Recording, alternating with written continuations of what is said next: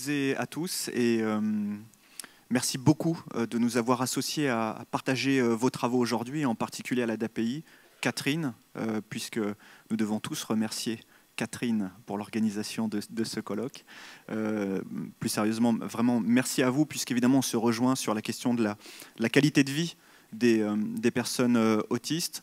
On vous propose une intervention à deux voix avec Cyril.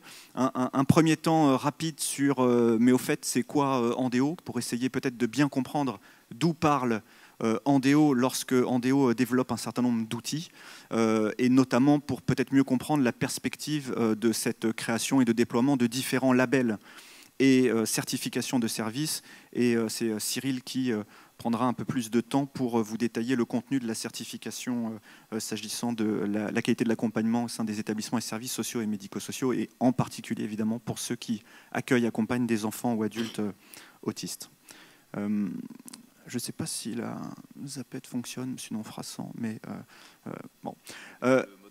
D'accord, très bien. Alors, Andéo, en quelques mots, c'est une jeune initiative, puisque c'est une association qui existe depuis un peu plus de 10 ans, qui a été voulue, créée et qui est gouvernée actuellement par 12 grandes associations, unions et fédérations nationales dans le secteur du handicap.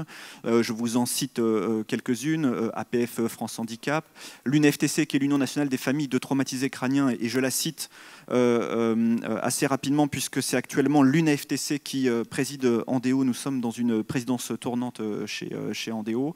L'UNAPEDA, qui représente plutôt les sourds, la Fédération des infirmes moteurs cérébraux, la PAJH, enfin je ne vous les cite pas toutes, Autisme France, ici évidemment il aurait même fallu que je commence par citer Autisme France, et ces associations qui ont créé Andéo sur un objectif extrêmement simple, qui est de contribuer, ou tenter en tout cas de contribuer à améliorer les conditions de vie des personnes en situation de handicap, de leurs familles, pour celles et ceux qui font le choix de vivre chez elles et par extension dans la cité.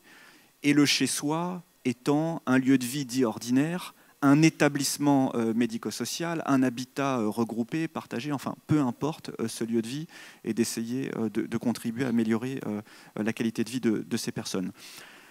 Pour que ça ne reste pas des incantations jetées comme ça sur la table, il a fallu aussi travailler sur une question plus pragmatique en développant des outils pour essayer d'agir concrètement sur l'amélioration de ces conditions de vie.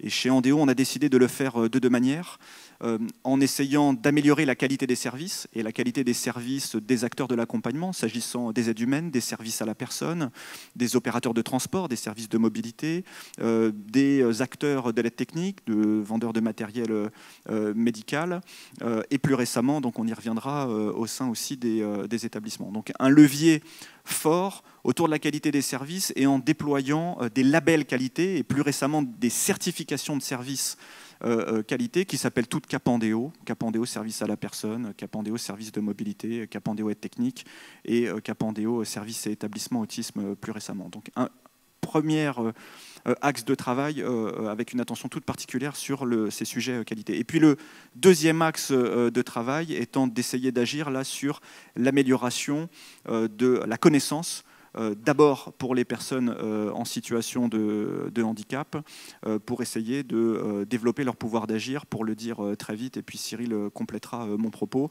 avec la réalisation, là aussi, d'études, d'outils pratiques, de guides, de tutoriels. On a récemment, fin de semaine dernière, publié un kit de sensibilisation sur la question de l'accès au vote des personnes en situation de handicap, qui s'inscrivait dans un processus où nous avions réalisé une étude, un guide pratique, un tutoriel et un kit de sensibilisation qui va être à la main des élus pour les européennes un peu tardivement, mais surtout dans la perspective des municipales dans un an.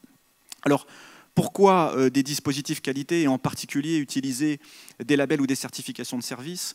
Le cœur de métier de Andéo, pour bien comprendre là aussi la trajectoire et l'ambition qui était la nôtre, à un moment où on est après les deux lois de 2005, la loi du 11 février 2005 que vous connaissez tous ici, et puis la loi Borloo s'agissant du développement des services à la personne, où on est un certain nombre, et dont les acteurs du handicap autour de la table de Andéo, à se dire qu'avec le développement des services à la personne qui pointait son nez, avec des logiques de défiscalisation, il allait probablement se créer tout un tas de structures d'aide à domicile, ayant comme cœur de métier l'intervention, l'accompagnement auprès de personnes âgées et à la marge l'intervention auprès de personnes en situation de handicap, et avec cette préoccupation non seulement d'essayer de faire monter en gamme ces services qui accompagnaient déjà ici ou là quelques personnes en situation de handicap, mais sans forcément ayant structuré une offre spécifique répondant à leurs besoins et attentes, mais j'allais dire surtout proposer plus de lisibilité dans l'offre pour des personnes qui, lorsqu'elles ont la chance ou la malchance, je ne sais pas comment je dois le dire, si je dois faire un peu de provoque, de passer par le circuit de la MDPH et qu'on leur reconnaît un droit à compensation avec un droit à compensation en aide humaine et donc la possibilité pour ces personnes de trouver ou de chercher un service d'aide et d'accompagnement à domicile, il n'est pas rare, selon les départements, qu'on nous remette la liste des 50, 100, 150, 200, 400 services d'aide à domicile. Et puis, il n'y a plus qu'à prendre son téléphone pour essayer de trouver le service qui va bien, pour souvent, malheureusement, s'entendre dire que mais on est désolé, on ne va pas pouvoir vous accompagner parce que notre cœur de métier, ce n'est pas tout à fait d'intervenir auprès des personnes en situation de handicap, on n'a pas les professionnels formés pour ça. Vous voulez vivre après 20h le soir, c'est quand même pas tout à fait raisonnable. Nous, on couche les personnes âgées à 19h ou 19h30. J'essaie là aussi de faire un peu de provoque, mais enfin, ce n'est pas évidemment raconté comme cela, mais c'est bien les messages qu'on adresse. Là où, si moi, étant en situation de handicap, mon projet, c'est simplement d'aller au théâtre tous les jeudis soirs et que j'ai besoin de quelqu'un pour m'aider à me coucher plus tardivement après la séance de théâtre, si je ne trouve pas de service dans ma proximité en capacité de m'aider à me coucher à 23h, 23h30 ou minuit, bon, on pourra parler tant qu'on veut de projet de vie de la personne handicapée, on la place dans un projet de vie qui est virtuel, quoi. Donc c'est là-dessus qu'on décide d'utiliser ce levier-là en se disant, mais finalement, un label ou une certification de service pose des éléments de cahier des charges, d'un référentiel, pose la question de « mais au fait, on entend quoi par qualité de service ?» et donc d'essayer de se mettre d'accord sur des engagements de service très concrets.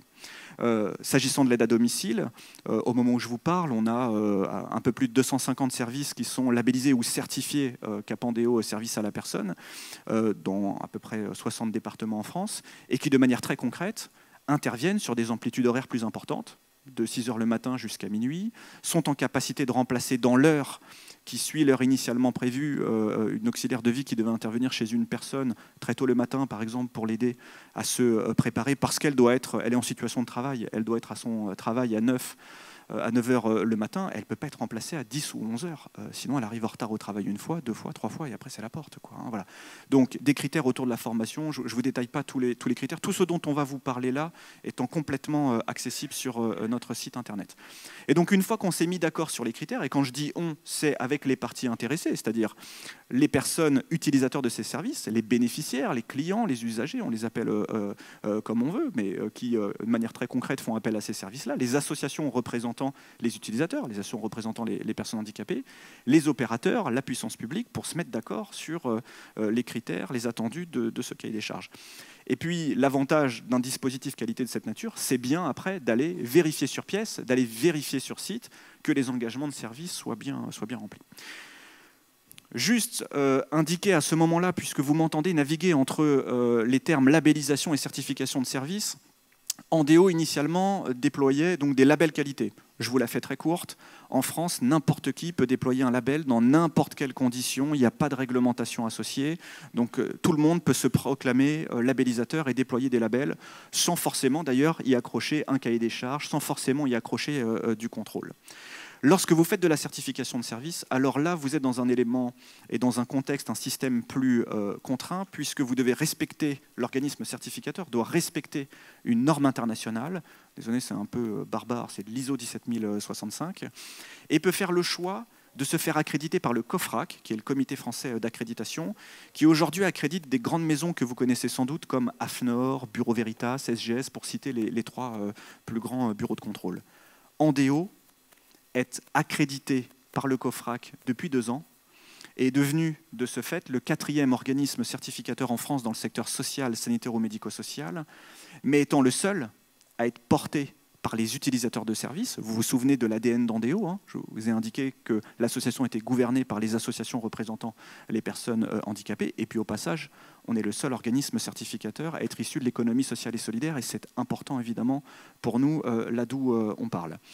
Ce qui veut dire que nous pouvons aujourd'hui transformer nos labels qui étaient conçus comme des certifications de service en certifications de service, et que dans la trajectoire qui était la nôtre de travailler sur la qualité des services, en allant aussi forcément sur la question du droit commun, à un moment donné se pose la question d'aller travailler sur la qualité, y compris donc de l'accompagnement au sein des établissements et services, et en particulier, je le disais, pour ceux qui accueillent, accompagnent des enfants ou adultes autistes.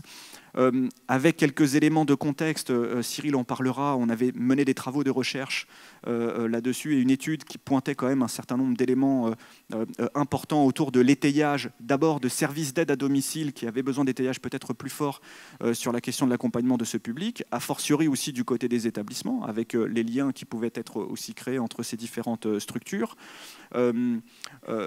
La capacité juridique de Andéo de développer de la certification de service sans passer par la case label, avec, vous vous en souvenez, Autisme France, au sein du conseil d'administration de Andéo, qui appelait de ses voeux qu'il existe en France une certification de service dans le champ de l'autisme. Ça n'existait pas. Hein.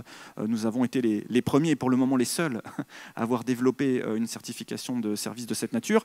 Et puis, dernier élément de contexte, je pourrais en citer d'autres, une ARS, pour ne pas la dénoncer, l'ARS Nouvelle-Aquitaine, qui, il y a un peu plus d'un an et demi ou deux, lance un défi assez important autour de l'autisme, dont je ne vais pas dévoiler tous les jalons, mais qui, à la fin du parcours qualité mené par les établissements et services qui ont fait le choix de relever ce défi, ont la possibilité, l'obligation d'être audités et de se présenter un audit de certification CAP Andéo SSMS. Donc d'une certaine manière, il y a 2 ans, on devient intimement lié avec l'ARS, avec un devoir de résultat de fabriquer un référentiel dont l'objectif est évidemment d'abord d'améliorer la qualité de l'accompagnement au sein des établissements et services, là où c'est nécessaire de le faire. Mon propos étant pas de dire avant qu'à Andéo, il n'y avait pas de qualité dans les accompagnements. Hein. Fort heureusement, les établissements n'ont pas attendu Andéo pour travailler sur cette question-là. La volonté, ça a été cité un peu en préambule là, quand même d'aller regarder si finalement les recommandations de bonne pratique ANESM, HAS étaient bien appropriées, mises en œuvre par les établissements et services, de repartir aussi des instructions des ARS de 2015 qui étaient déjà des éléments de cahier des charges, enfin, en reprenant quand même un certain nombre de points de ce côté-là.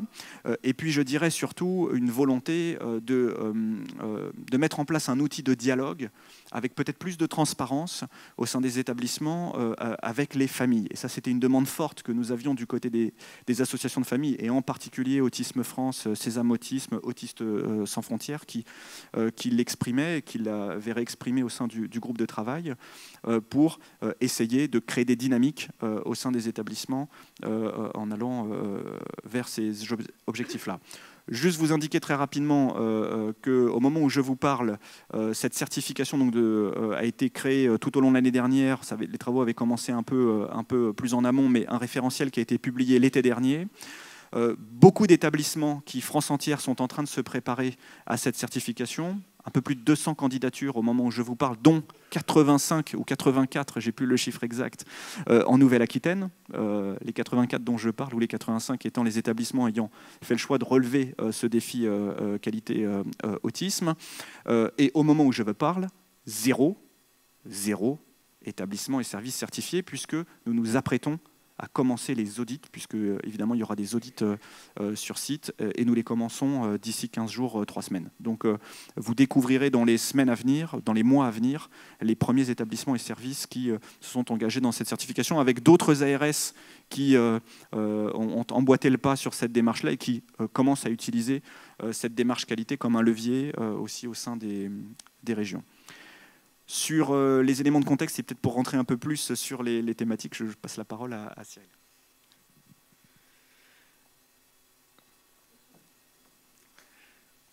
J'espérais faire une blague sur le temps que tu prendrais, mais effectivement, tu as un prompteur dans la tête.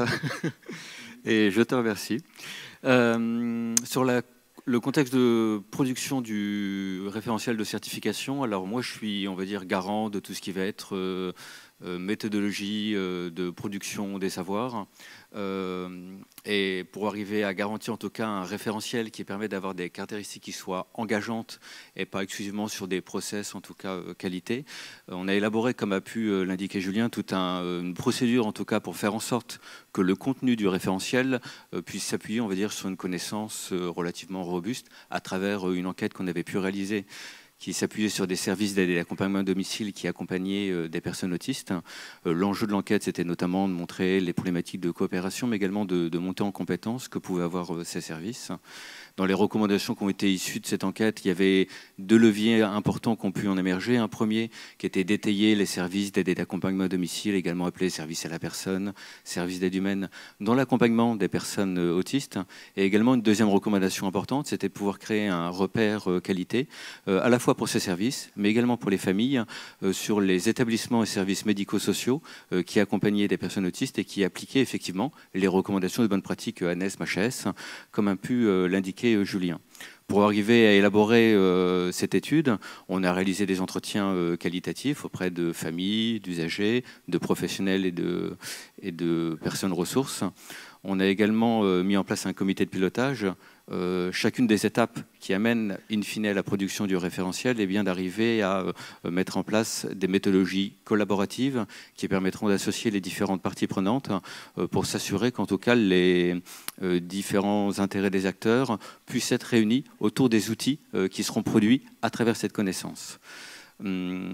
Suite à cette étude qui donc s'appuyait à la fois sur des entretiens et un comité de pilotage, a été mis en place un comité de rédaction pour élaborer justement ce référentiel et se mettre d'accord sur les caractéristiques qui étaient importantes de mettre en place pour s'assurer de la qualité d'accompagnement des établissements et services médico-sociaux qui accompagnaient ces personnes autistes.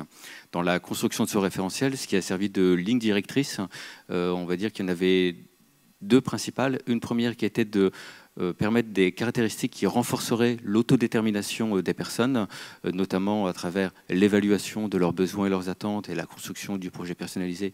Et j'y reviendrai parce que c'est les 2 caractéristiques, on va dire, fondamentales qui viennent structurer l'ensemble du référentiel par la suite, mais également des éléments qui permettraient l'ouverture sur l'extérieur de l'établissement et du service et qui participeraient, on va dire, à accompagner ce qu'on appelle aujourd'hui le virage inclusif, en tout cas, qui participerait à cette transformation de l'offre pour être davantage tournée vers le milieu ordinaire et arriver à proposer d'autres structures sur d'autres modèles.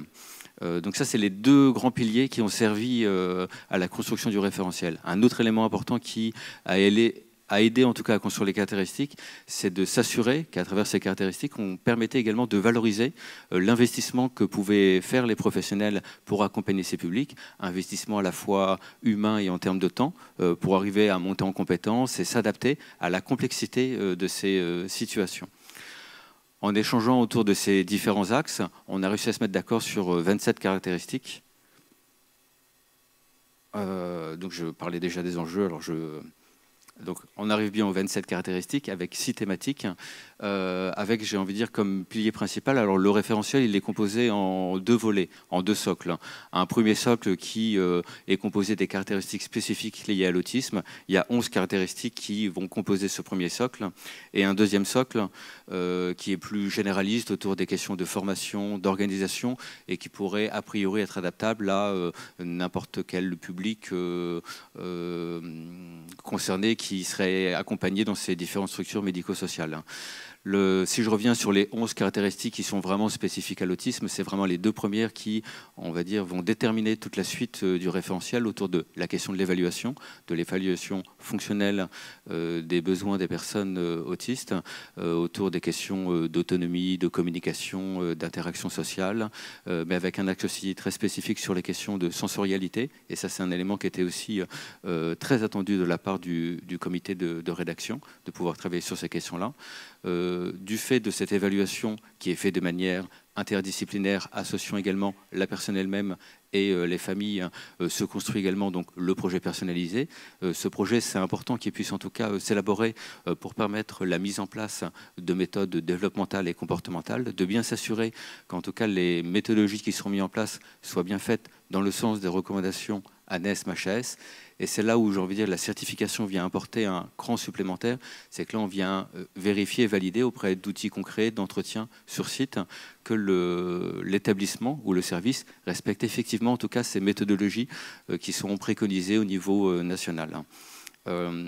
suite à l'élaboration de ce projet personnalisé, il y a un certain nombre de caractéristiques donc, qui vont ensuite insister sur la manière dont on va mettre en place les interventions autour à la fois d'objectifs précis, mesurables, observables, qui permettront d'objectiver ce qui est réellement mis en place à travers également ce qu'on peut appeler des micro-objectifs. Donc il y a une vraie, en tout cas, analyse et observation qui sera faite de la part de l'auditeur sur ces questions-là. Et je dis d'ailleurs de l'auditeur, c'est même un triptyque d'auditeurs qui viendra s'assurer de la conformité de l'établissement ou du service avec les 27 caractéristiques du référentiel. Et c'est important que je m'arrête un peu sur ce point. Alors, comme je disais, donc, les deux caractéristiques principales, c'est évaluation et élaboration du projet personnalisé. Et autre élément aussi très spécifique donc, à ce référentiel, c'est ce triptyque d'auditeurs qui vient finalement resserrer les mailles du filet sur la vérification et la conformité de l'établissement et du service à l'égard du référentiel de certification. Ce triptyque, il est composé à la fois d'un auditeur qualité classique qu'on retrouve dans tous nos labels ou certifications Capandéo, mais également d'un expert métier qui viendra s'assurer et appuyer l'auditeur métier sur ces questions justement de spécificité d'outils qui devraient être mis en place dans ces établissements. Auditeur métier qui, lui, a une vraie expertise sur les questions d'autisme, expertise que n'a pas forcément l'auditeur qualité. Et on a souhaité pouvoir fonctionner dans un triptyque qui associe également l'expertise des familles, qui pouvait également apporter une plus-value sur la question de l'accompagnement qui pouvait être attendu de la part de ces établissements pour accompagner au mieux ces personnes autistes au regard de ce qu'elles auront pu produire comme savoir expérientiel sur justement l'accompagnement que devraient avoir ces établissements médico-sociaux. Ce triptyque d'auditeurs va donc venir vérifier les caractéristiques. Dans les autres caractéristiques importantes qu'il y a dans le référentiel, il y a également toute une sensibilité à avoir sur l'espace et le lieu de vie qu'aura la personne. J'insiste sur cette caractéristique-là, notamment du fait du thème du colloque qui est sur la sensorialité, que la question spatiale est extrêmement importante, en tout cas pour s'assurer que le lieu de vie dans lequel elle va résider est adapté aux spécificités sensorielles de la personne, également adapté aux modalités d'interaction spécifiques et de communication qu'elle pourra avoir, avec des unités de vie qui seront de taille raisonnée, ainsi que des temps d'activité qui se fassent de manière, en tout cas avec un nombre limité de personnes, pour s'assurer à la fois de la qualité de l'accompagnement qui pourrait être proposé, mais également d'avoir un cadre qui soit suffisamment adapté à la situation. Il y a aussi un certain nombre de caractéristiques qui vont s'assurer qu'on prenne bien en compte l'expertise des familles dans l'accompagnement des personnes autistes, mais également les soutiennent dans l'accompagnement qu'on pourrait avoir dans les différents espaces de lieu de vie qui ne sont pas toujours dans l'établissement. Un certain nombre de points de vigilance également centrés sur tout ce qui va être les questions de santé, de l'accompagnement de la personne autiste, que ce soit à la fois dans tout ce qui va être au niveau de l'adolescence, par exemple, tout ce qui va concerner l'intimité, la sexualité, les rapports de genre, mais également liés à l'âge adulte, liés à l'avancée en âge. Les questions de fin de vie sont également à prendre en compte dans les questions de santé, mais également de tout ce qui va être soins continus et prévention de la santé, avec accès, avec tous les systèmes de prévention autour des maladies qui peuvent concerner tout à chacun. Également, toute une caractéristique qui va concerner les comportements dits problèmes, avec une analyse importante à avoir en amont pour s'assurer des facteurs qui peuvent enclencher ces comportements, arriver à analyser les solutions qui peuvent être mises en place, ainsi que les adaptations qui peuvent être mises en place pour s'assurer que ces comportements ne soient pas reproduits. Donc il y a un certain nombre d'analyses qui seront faites pour s'assurer que l'établissement fait en sorte que ces comportements soient en tout cas le mieux pris en compte possible. Voilà, on va dire, pour les caractéristiques principales qui vont composer le référentiel. Ce référentiel est téléchargeable sur le site internet d'Andéo et en accès libre. D'ailleurs, n'importe quelle structure pourrait, s'il le souhaite, rentrer dans la démarche sans forcément aller jusqu'au bout de la certification et demander l'audit.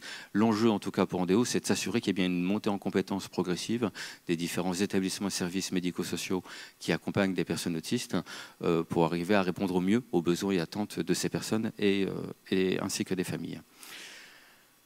Dans les autres éléments de contexte, je disais que c'était des méthodes qui sont collaboratives pour construire ces caractéristiques. Donc autour de la table, comme vous, je reviens légèrement en arrière, comme vous l'aurez pu l'avoir compris, autour de la table, il y avait donc à la fois les associations de familles, avec notamment Autisme France, SATEDI, donc une association d'autoreprésentants, Autistes sans frontières, l'UNAPI. Également étaient présents des associations gestionnaires, puisque l'enjeu c'est bien d'arriver à croiser les différents enjeux et attentes de ces groupes d'acteurs, avec AFG Autisme, Nexem, la Fondation VE, comme par hasard, la masse ADPI 22 était également présente dans le comité de rédaction, était également présent la FEAP. On avait également des administrations et les pouvoirs publics qui étaient présents. Aussi, comme par hasard, était présent l'ARS Nouvelle-Aquitaine, je ne sais pas pourquoi.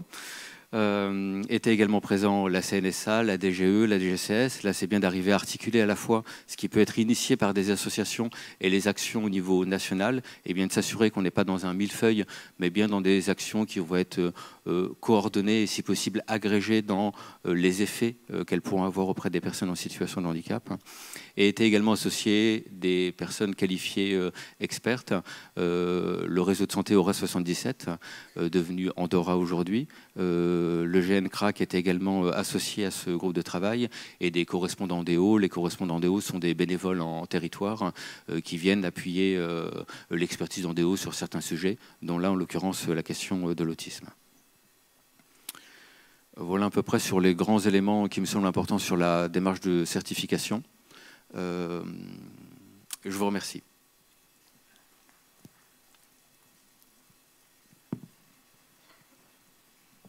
Voilà, merci Julien et Cyril. Vous aurez l'occasion de poser des questions d'ici quelques minutes. On va vous laisser aller dans le petit coin salon et on va demander à Saïd Assef de venir. Vous pouvez intervenir là-bas si vous le souhaitez, monsieur Assef, il n'y a pas de souci pour évoquer donc l'expérimentation de la certification autisme en Nouvelle-Aquitaine. C'est à vous.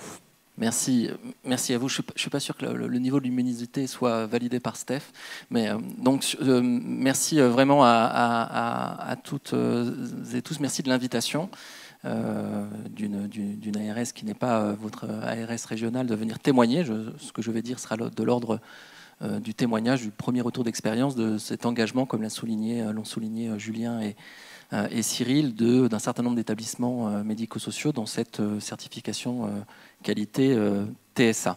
Je voudrais d'abord m'associer aux remerciements très sincères à l'organisation, en disant, Monsieur le Président et au Directeur Général, que vous avez beaucoup de chance d'avoir des équipes, et notamment une directrice, Madame Catherine Baudouin, qui est remettre de cette qualité. En tant qu'intervenant et participant, on peut dire que quand tout se passe bien, c'est que tout a été bien préparé, et le mot qui me vient, c'est la bienveillance. Donc j'ai vraiment l'impression d'avoir vécu depuis hier et ce matin de la bienveillance, et je n'ai aucun doute sur le fait que cette bienveillance, elle déborde assez largement ce que nous vivons aujourd'hui, et elle va bien évidemment au quotidien dans l'accompagnement des personnes. Donc vraiment, merci beaucoup.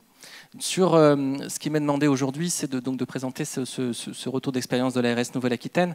Je tiens également à saluer mon collègue directeur de l'ARS Bretagne, Dominique Penouette. Je crois qu'il voilà. Salut Dominique, vous savez que les ARS communiquent et travaillent beaucoup ensemble, donc je vais essayer de faire ce premier retour d'expérience, et je vais le faire en 4 points, sans PowerPoint. Un point, un élément de contexte. Beaucoup de choses ont déjà été dites par mes 2 compagnons de route, donc je vais passer brièvement, mais c'est important de se redire à quel moment cette certification émerge et à quel moment l'ARS Nouvelle-Aquitaine vient challenger un certain nombre d'établissements et de gestionnaires sur cette démarche-là. Le deuxième point, c'est l'ambition. C'est-à-dire, en fait, du côté de l'agence et du côté des gestionnaires, quelle ambition est partagée dans cette démarche, dans cette expérimentation de cette première certification qualité. Le troisième élément, c'est la mise en œuvre concrète.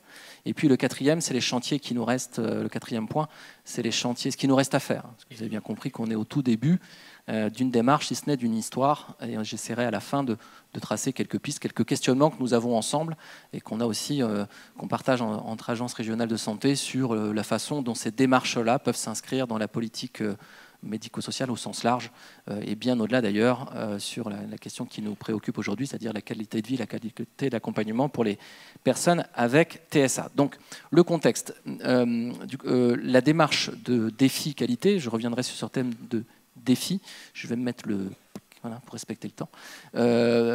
Puisque Sophie Biet disait que les ARS inventaient des nouveaux termes, appel à manifestation d'intérêt. Voilà.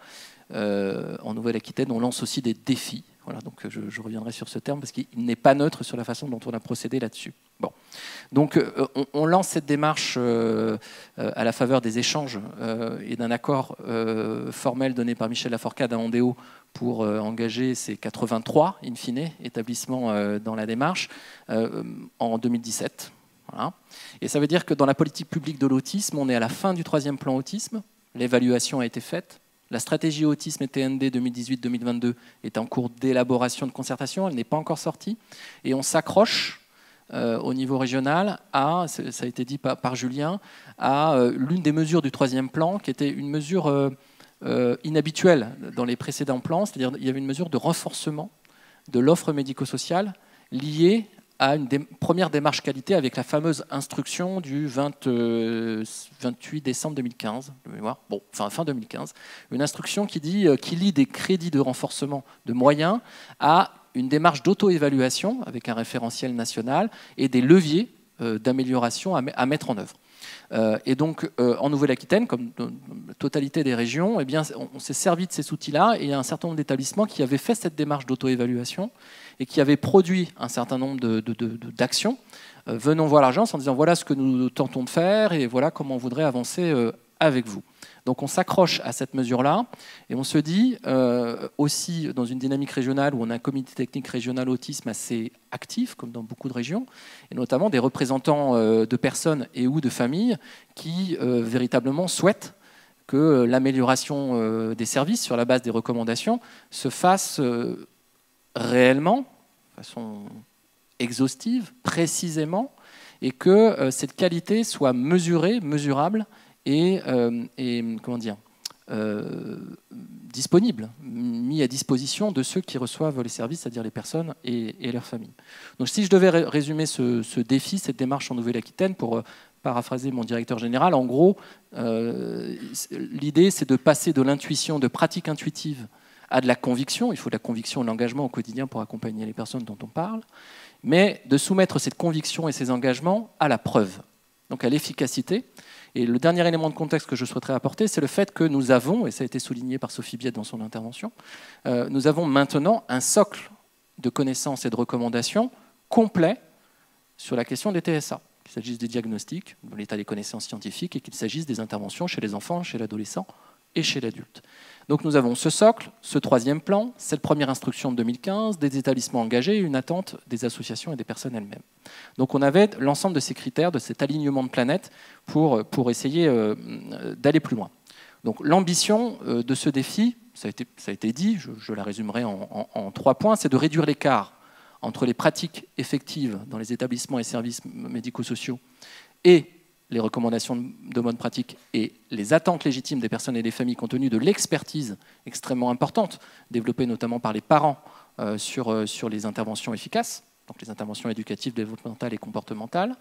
Ça, c'est le premier point. Le deuxième point, c'est de fournir un levier supplémentaire à des établissements volontaires. J'y viendrai dans le second point.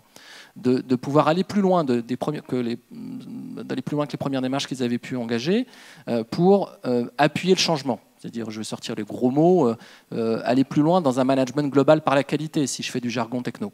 Bon, c'est un peu ça l'idée. C'était d'avoir un nouveau levier d'accélération, de réduction de cet écart entre les pratiques et les recommandations. Et le dernier point, c'était de se servir de cette mesure-là, donc c'est quelque chose qui est en devenir, pour renforcer le rapport de confiance entre les équipes du quotidien, entre les gestionnaires et les familles.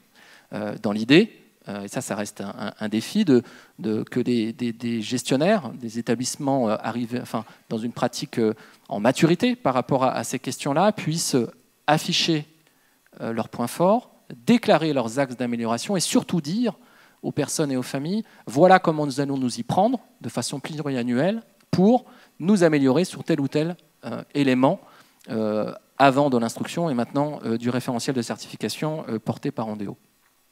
Ça va jusque-là? Ok. Il faut me dire si je parle trop vite. Donc ça, c'est l'ambition. La mise en œuvre, je pense que je vais faire moins que mon temps. La mise en œuvre concrète, alors, je vais venir d'abord sur l'histoire du défi. Donc, nous n'avons pas lancé d'appel à candidature, ni d'appel à projet, Sophie, ni d'appel à manifestation d'intérêt. Nous avons fait un défi. Alors, c'est assez simple, c'est-à-dire que nous avons fait le choix unilatéral, asymétrique, en tant qu'agence, de pré-identifier, je n'ai pas dit présélectionner, pré-identifier un certain nombre d'établissements, ça en donnait au départ à peu près 90, in fine on en a 83 engagés, qui avaient les caractéristiques des gestionnaires, enfin des établissements et des équipes qu'on souhaitait solliciter en première intention. Quelles étaient ces caractéristiques? D'abord, nous avons souhaité cibler les établissements qui, en théorie et en pratique, accueillent les personnes avec TSA qui présentent les difficultés les plus importantes. Ça veut dire que nous avons préidentifié les maisons d'accueil spécialisées, les foyers d'accueil médicalisés et les IME, accueillant notamment des adolescents. Voilà. Donc avec les formes les plus sévères, en tout cas celles qui donc on a exclu dans la présélection, et c'est une exclusion qui n'empêche pas la dynamique, je vais y revenir après, la dynamique associative. Nous avons exclu les services, nous n'avons pas pris les CESAD, nous n'avons pas pris les SAMSA. Donc on a fait un choix de dire nous allons aller vers les situations potentiellement les plus complexes pour accompagner et soutenir les équipes qui au quotidien probablement font face aux plus grands défis qualité d'accompagnement de ces personnes. Donc ça a donné à peu près 90 établissements présélectionnés, beaucoup moins de gestionnaires, je fais de mémoire, c'est entre 30 et 35 gestionnaires. Et nous leur avons adressé un courrier, le directeur général de l'ARS leur a adressé un courrier en leur disant, je trouve que les gestionnaires ont une totale confiance dans les agences, Dominique, parce qu'on leur a adressé un courrier où on leur dit, écoutez, vous avez déjà engagé une mesure d'amélioration dans le cadre du 3e plan autisme et de l'instruction de 2015, vous êtes identifié comme ayant soit un agrément spécifique, soit ayant des personnes sans agrément spécifique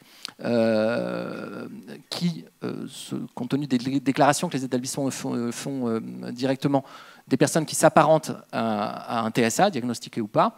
Donc, on considère que vous seriez légitime à rentrer dans ce défi qualité. Alors là où c'était assez drôle, c'est qu'on leur adresse un courrier en disant on vous propose d'entrer dans une démarche de certification qualité. Il n'y avait pas la première lettre, le premier mot, la première page du référentiel rédigé. Il n'existait pas.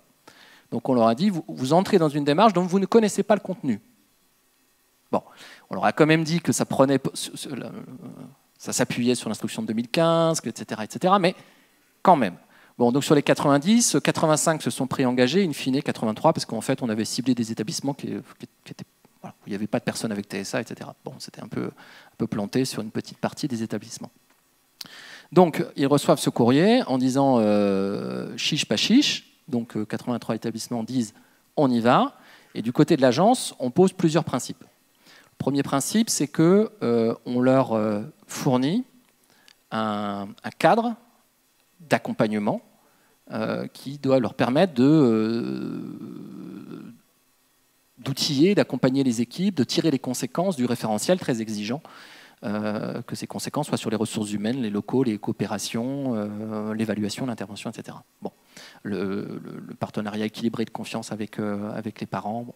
Donc un accompagnement financier où on a fait, vous savez, en agence on sait faire de paramétrage, donc on a paramétré un soutien financier en crédit non reconductible, pardon, en CNR, ça parle à mon avis à 3/4 de la salle.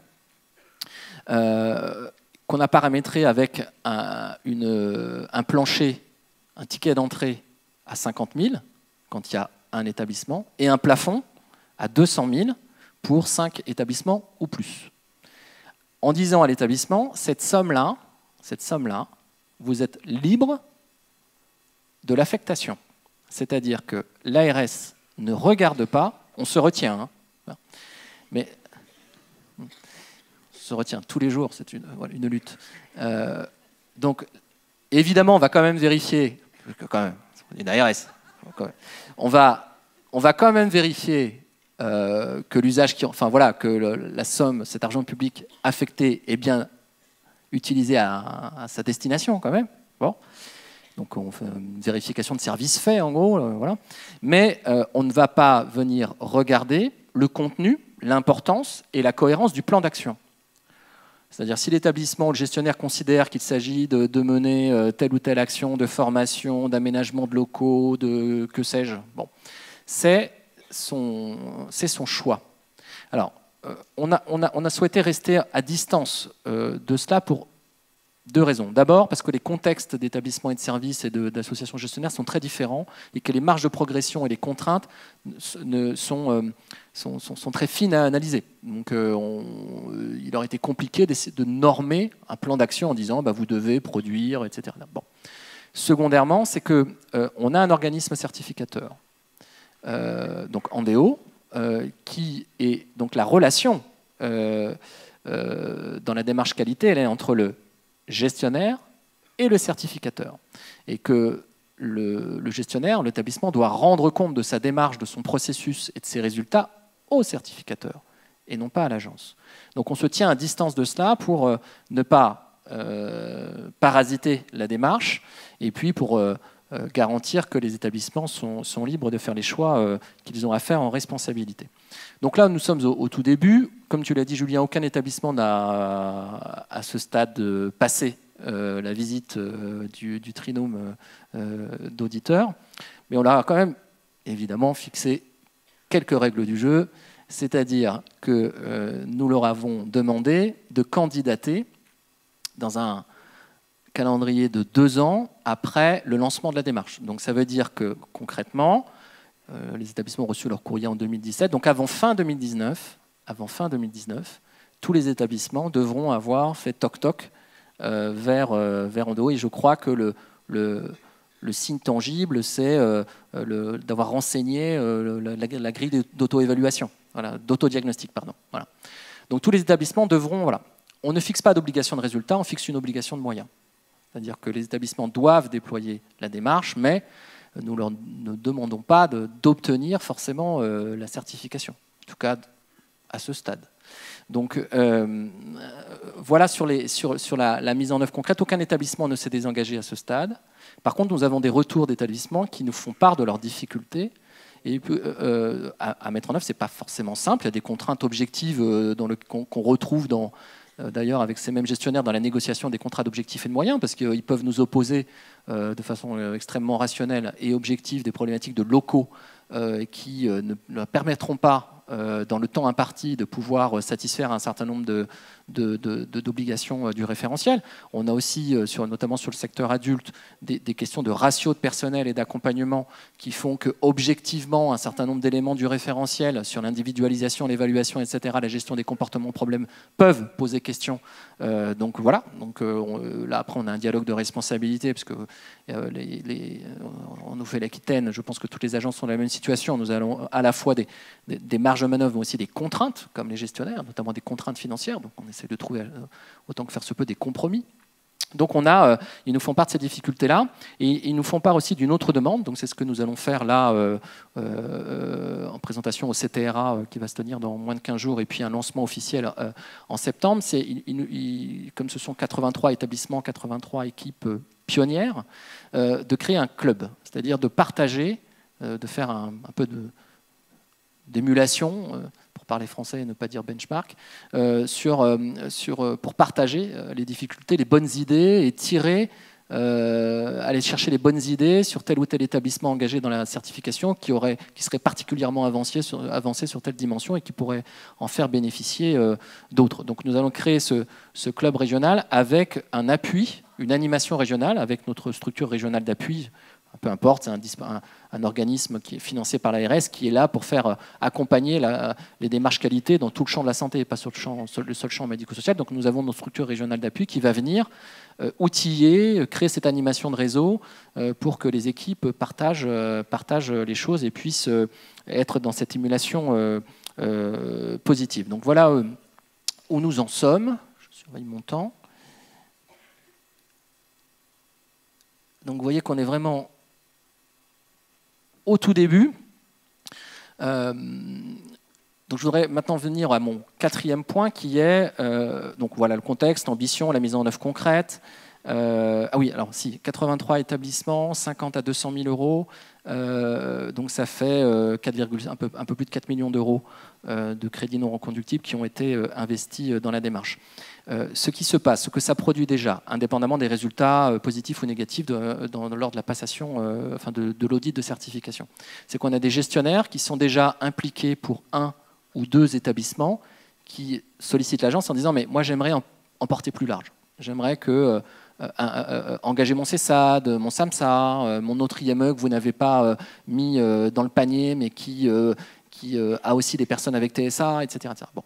Donc on a cet effet-là de débordement positif de gestionnaires et d'autres gestionnaires qui n'étaient pas engagés parce que pas présélectionnés par l'agence, qui font toc-toc vers Andéo, sans que forcément on le sache du côté ARS, en disant bah, nous aussi on a envie d'entrer. Donc on a la mayonnaise est en train de prendre dans cette dimension-là. Donc nous on trouve que c'est extrêmement favorable parce que pour le coup on a cette dynamique positive autour de l'amélioration continue de la qualité et ça nous semble être essentiel. Donc voilà pour la mise en œuvre. Alors maintenant sur les chantiers ou les enjeux qui dépassent d'ailleurs pour un certain nombre d'entre eux le seul périmètre régional ou la seule responsabilité d'une agence, on a un certain nombre de défis à court et moyen terme. Je voudrais insister sur le premier d'entre eux, qui est qu'aujourd'hui, les gestionnaires nous disent « nous sommes engagés dans cette certification qualité, très bien, compliqué, mais on va y arriver, etc. » Et si nous obtenons la certification, enfin, même pas d'ailleurs, quand nous engageons cette démarche d'amélioration continue de la qualité, dans le même temps, nous sommes encore tenus à nos obligations d'évaluation externe. Bon. Et c'est factuellement vrai, c'est-à-dire que les établissements qui sont engagés se sont rajoutés, et les équipes qui au quotidien sont confrontées à cette démarche-là, même si ça crée une dynamique, ont cette démarche de certification, et puis peut-être dans le même calendrier, vont avoir à faire leur cahier des charges et accueillir leur évaluateur externe pour passer au crible des recommandations soit générales transversales de l'ex-ANESM, soit sur les recommandations populationnelles spécifiques. Donc on a un enjeu d'équivalence, et ça c'est le job d'Andéo vis-à-vis de l'État et de la DGCS qui instruit ces procédures, pour qu'il y ait une équivalence totale ou partielle de cette certification qualité, pour qu'elle ne vienne pas en plus ou qu'elle puisse cocher les cases à une hauteur suffisante des obligations d'évaluation externe. Bon, ça c'est le premier enjeu. Le deuxième enjeu, il déborde la question de l'autisme, il est sur le champ plus large des politiques médico-sociales, qui est l'évolution, le devenir de cette évaluation externe. Je ne sais pas si Christiane Jambard va nous en parler tout à l'heure. Puisque vous savez qu'il y a des travaux de la Haute Autorité de Santé, mais je ne sais pas si Christiane va en parler, donc je ne veux pas anticiper sur sa potentielle intervention, mais il y a des travaux de la HAS à la faveur de l'absorption de l'ANESM, pour travailler sur le nouveau cadre d'évaluation externe, notamment la question du financement, du positionnement, des procédures liées aux cabinets, aux prestataires d'évaluation externe.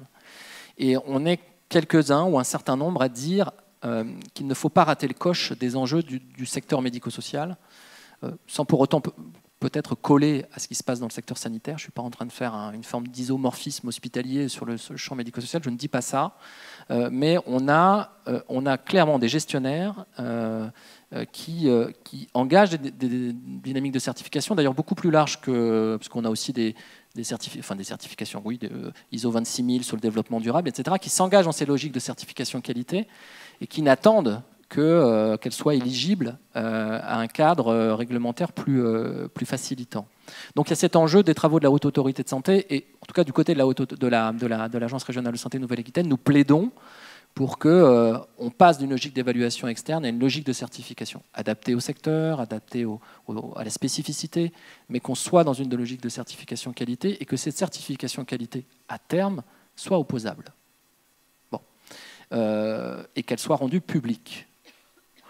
Bon, je crois que ça là-dessus, sur le rendu public des résultats d'évaluation, c'est un acquis, il reste à l'organiser, mais c'est quelque chose qui est acquis dans les têtes, même si ce n'est pas forcément le cas dans les pratiques, mais quand même se projeter demain, ou à la faveur notamment du système d'information sur le suivi des orientations. Alors je pense que ça parle, voilà, mais en tout cas le fait de pouvoir pour une famille, une personne, avoir connaissance de quel est le devenir des demandes qu'elle a, des demandes d'accompagnement, d'admission qu'elle a faites via la MDPH, et donc ce système d'information partagée qui va permettre de pouvoir avoir ces données-là, et bien sur ce système d'information ou sur un autre, peu importe, qu'on puisse avoir les catégories d'établissement, l'ouverture, l'adresse, le type de public, etc., mais qu'on ait aussi des informations sur les prestations et sur la qualité des prestations. Et donc, je pense que cette certification-là est un peu un cheval de Troie pour avancer là-dessus. En conséquence de cela, et je crois qu'Andéo y travaille, ce sera ma conclusion pour arriver au débat, je crois que vous avez... je fais journaliste là d'un coup. Vous avez engagé des travaux sur une autre certification populationnelle sur le polyhandicap, prenant le risque d'ailleurs, puisque la reco HAS n'est pas encore sortie, de l'anticiper. Bon, on vérifiera si... Voilà. Et puis, je crois qu'il y a aussi... on l'a déjà partagé.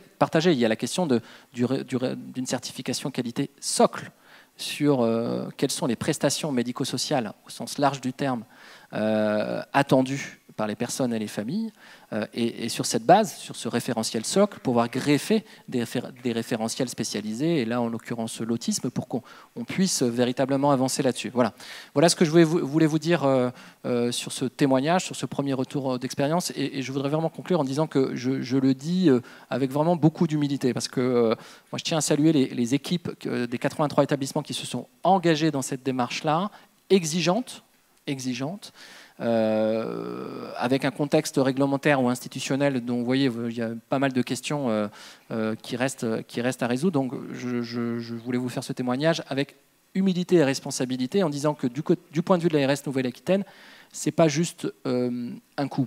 C'est-à-dire que c'est un premier cercle de pionniers. Et notre idée, c'est de faire en sorte que ce type de démarche de certification qualité, et là, en l'occurrence sur l'autisme, puisse se généraliser sur la totalité des établissements et services médico-sociaux de notre région qui accompagnent au quotidien des personnes avec TSA. Je vous remercie.